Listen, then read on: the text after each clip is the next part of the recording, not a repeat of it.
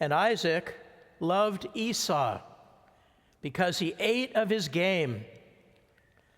But Rebekah loved Jacob.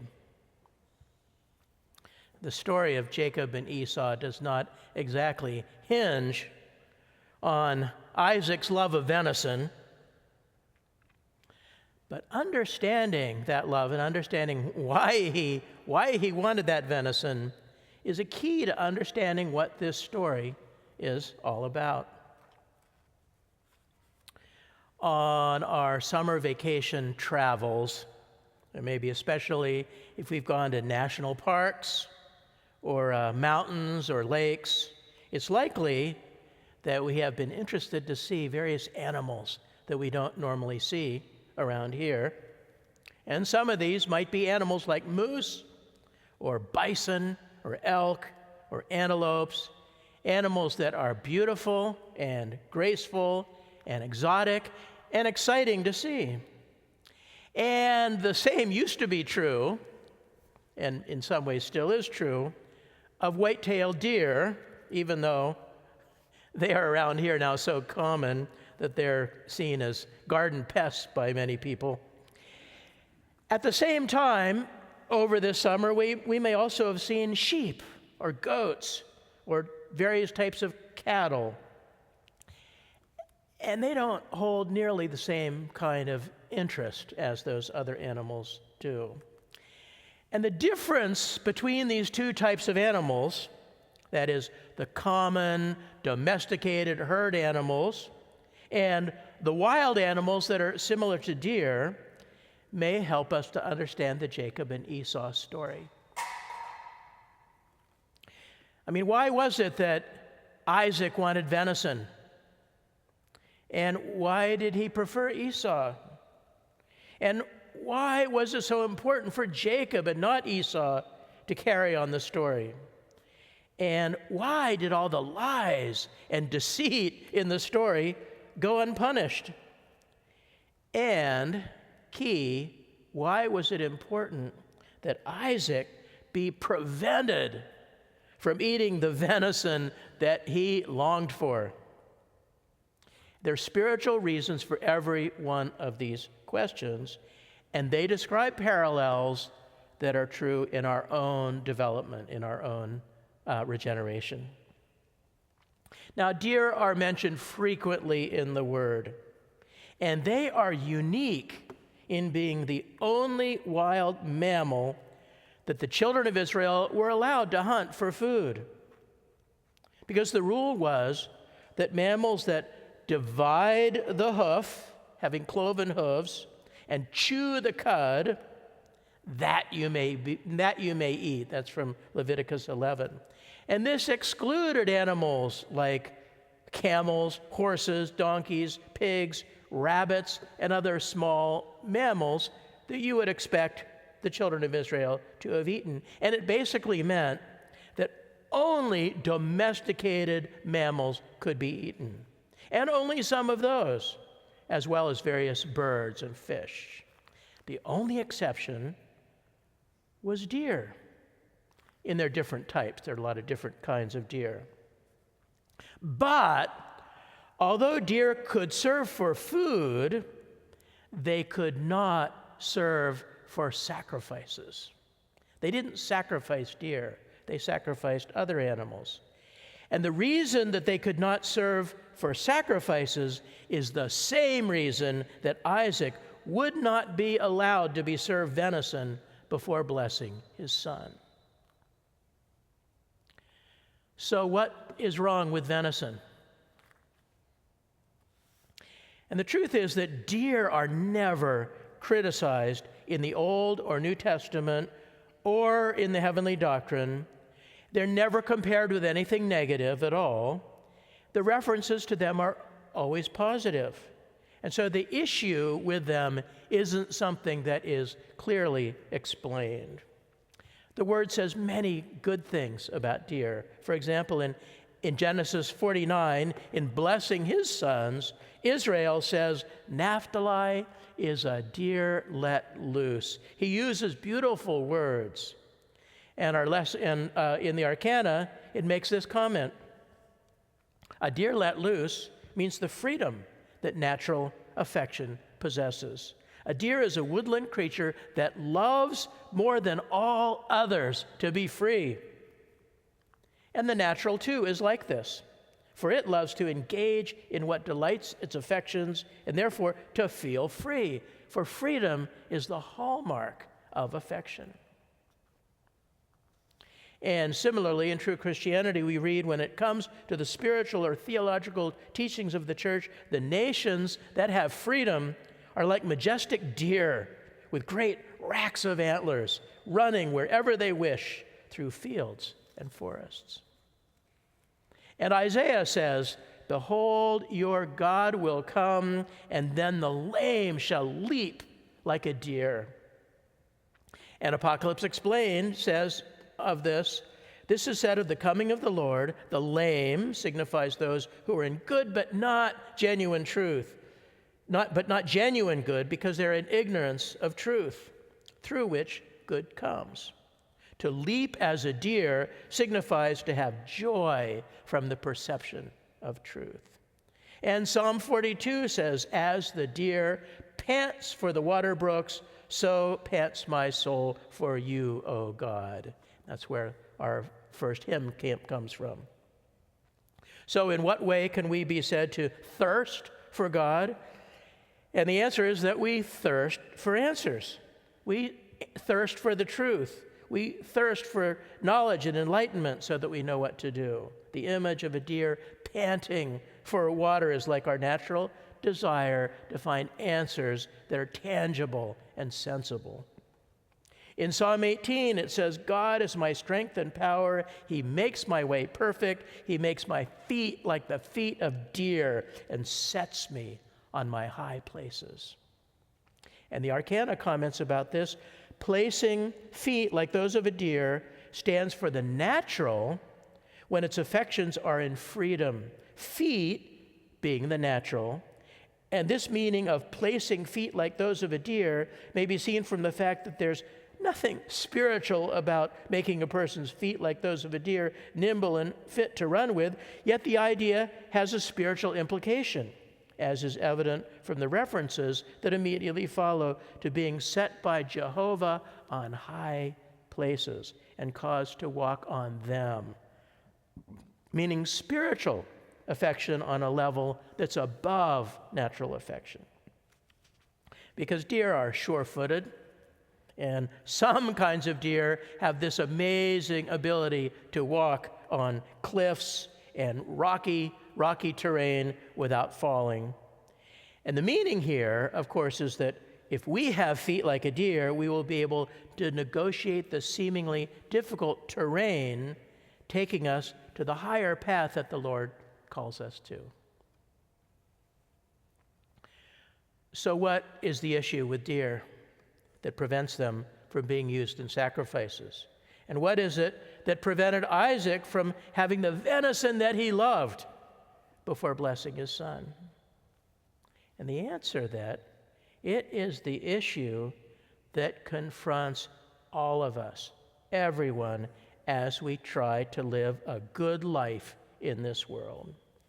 And the issue is that people usually want to become spiritually better people by doing what comes naturally to them, what they're used to doing, what they're familiar with, and that they resist the seemingly unnatural and artificial rules that stifle their more authentic interests and try to redirect their behaviors.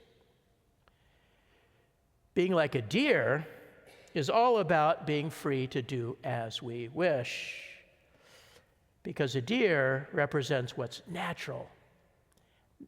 It does not represent what is spiritual. Now, it's interesting that many passages about deer emphasize this idea of freedom, even asserting that a deer is a woodland creature that loves more than all others to be free. And the modern phenomena that we experience around here of deer wandering around suburban communities, which they do throughout the United States, illustrates this. Deer simply don't respond well to domestication, They don't respond well to confinement, but they're perfectly happy to drift around our neighborhoods in close proximity to people, especially now that they're no longer hunted the way that they used to be. But imagine cows or sheep in the same situation. They would be lost. They would be in danger, and they would undoubtedly cause even more trouble than the deer do. But while cows and sheep do not have the beauty and the grace or the intelligence of deer, they have an essential quality that the deer lacks, which I'll mention in a moment. So here was Isaac's plan. Isaac sent Esau off to hunt game and bring him venison. He said, "Take your weapons, your quiver or your bow, go to the field and hunt game for me." Esau's weapons stand for the doctrines that he already happen to know. Everybody knows doctrines. The things that we happen to know already, that we've heard, we know what's right and wrong. And his mission, in the spiritual sense, was to bring Isaac a good life. To bring Isaac a good life. To bring Isaac's good life down under the natural level. To create for him a good life based on natural truths consistent with natural loves. Because Isaac stands for the Lord's divine rational. At this point in the story, he is wishing to know what a life on the natural level, a good life on the natural level is. And his eyes are dim, meaning that although he wished for goodness on the natural level, in real life, how to live a good life, he couldn't see clearly what that new state was like. He hungered for it. He hungered for it. So he sent Esau off to hunt for it. And the premise here then is that if we have good intentions, if we mean well, we can discover or hunt for ways of behaving that seem good to us, and that if we do that, then everything will be good. And everybody naturally feels that way. The one who sees the flaw in this plan is Rebekah. She stands for the Lord's divine rational as divine truth conjoined with divine good, and thus the very affection for truth. So she's interested in what is genuinely true on a spiritual level. And since she stands for this affection for truth, she immediately sees that hunting around for ideas and behaviors that feel right isn't the answer. It's not the answer. So her plan is to bring Jacob into the picture and to fool Isaac into thinking that he is Esau and believing that the savory food made from kid goats from the flock is venison. That is, her plan is to dress up divine truth in the natural so that it appears to be natural good, and get Isaac to accept the external innocence of spiritual truth meant by kid goats as venison. That is, to lead him in a way so that he believes that what comes from the divine and from religion is actually something that you will really enjoy, even on the natural level. And her plan is actually brilliant.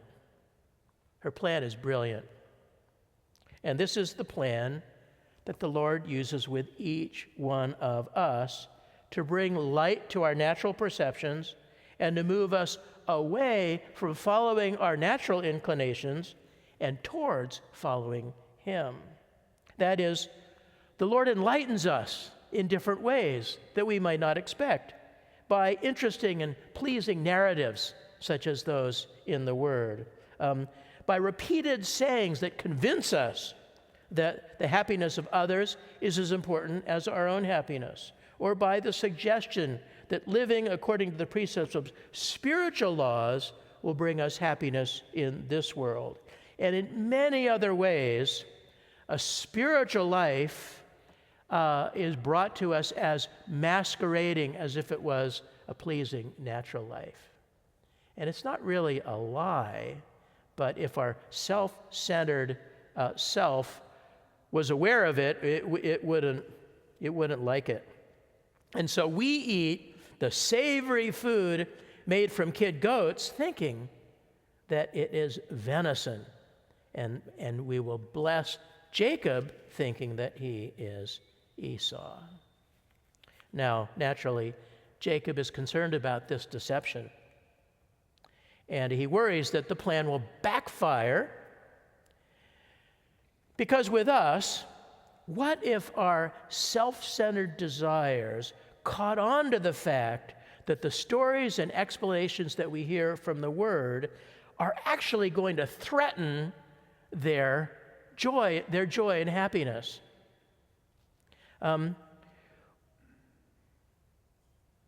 Our natural affections want to control our lives, and our natural affections don't quickly catch on to the fact that these ideals and stories that we hear are going to take that control away. And now Esau naturally responded angrily when he discovered the deception. But even though we may worry that living a good life, according to what the Word teaches, will ruin all of our fun and lead to a boring and burdensome existence, the truth is really just the opposite. This is simply the way the divine providence works.